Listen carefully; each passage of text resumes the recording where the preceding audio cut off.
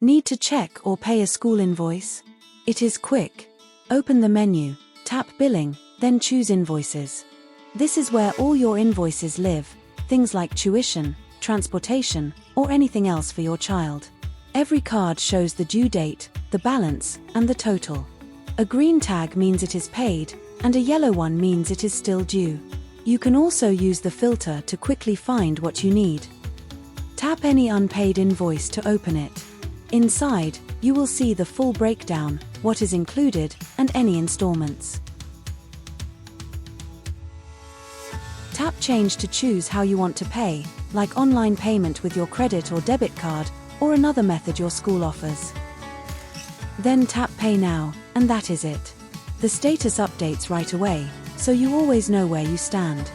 Quick note, the prices and details shown here are just examples, and your school's invoices may look a little different.